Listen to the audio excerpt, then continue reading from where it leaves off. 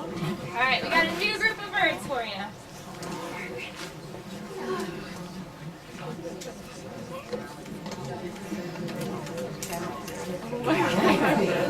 You can see you really don't want to get those talons in your arm.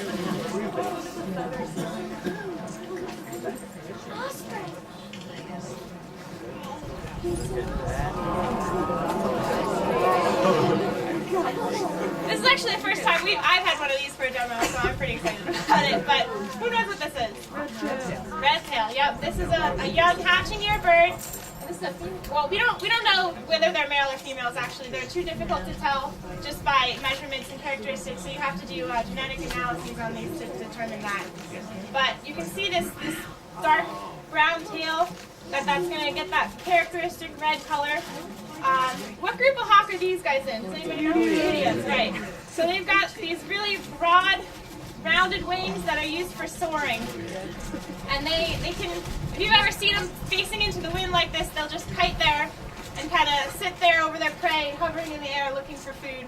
And these are the guys that really catch thermals, and they just use those thermals to soar up into the sky to look for their prey.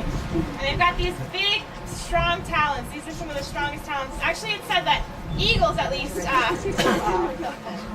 have 8 to 10 times the strength of us in their talons. And they've got these big old eyes that they use. It said that they can read a newspaper across a football field. Their eyes. But only they can see us. They want to. No, when they want to. Depends who's the writer. Comics.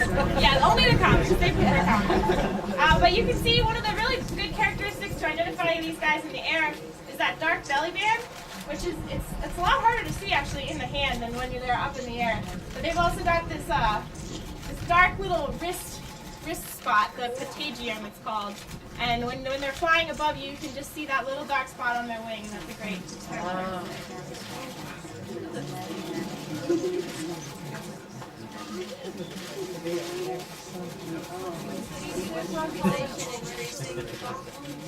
Sorry? For these guys, is their population pretty stable. Yeah. The red tails are pretty stable.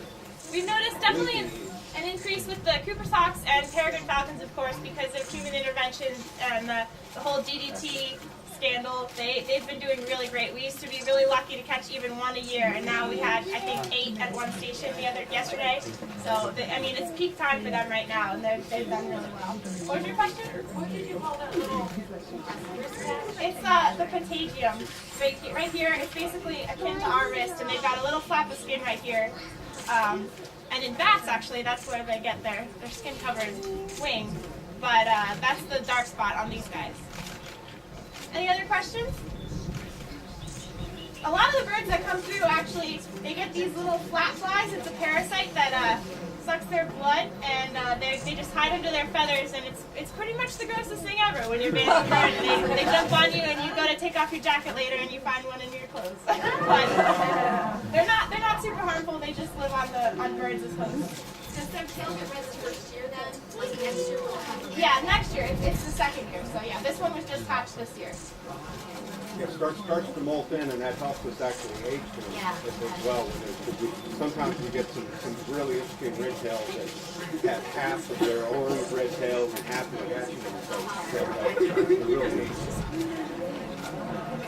And you can see the really different band size on this guy. That little Sharpie would just get torn apart by this guy. So I'm going to let him go. Alright, here you go. So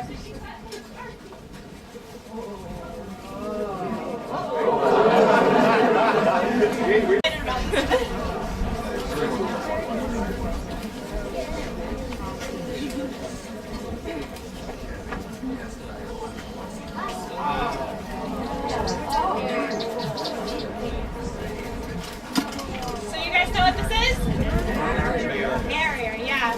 This is a hatch-year female harrier, northern harrier. And you can see that.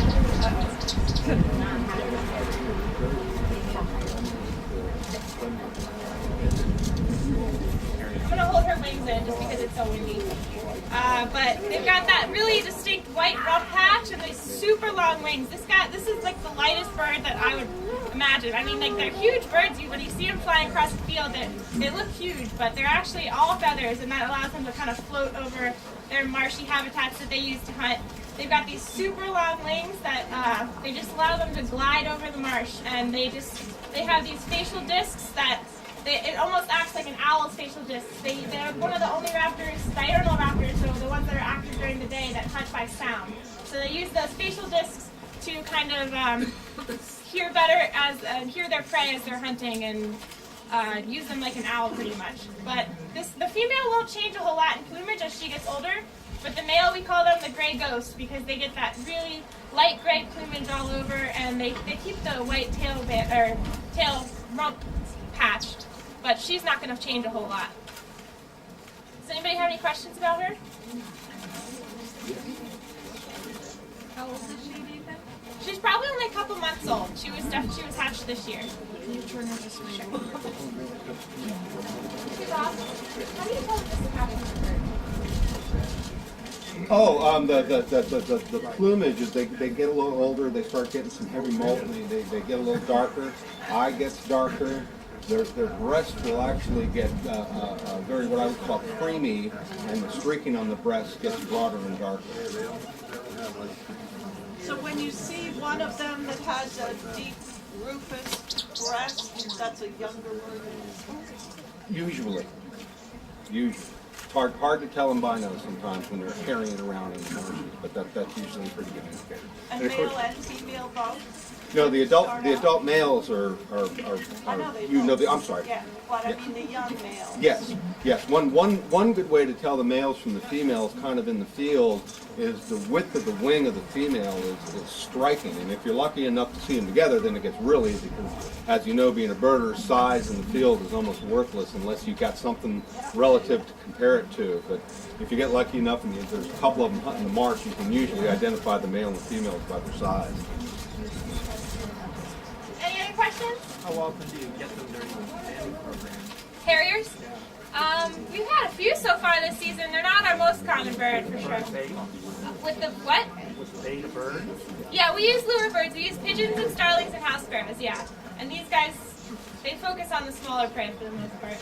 Will the larger raptors go after the smaller ones at all? Oh yeah, for sure. You gotta make sure to get like little sharpies out of the net super quickly or a coop could come in and take it out. Yeah, and in the wild, the great horned owl is the king of wherever he sets up his home, even with red tails. On the wing?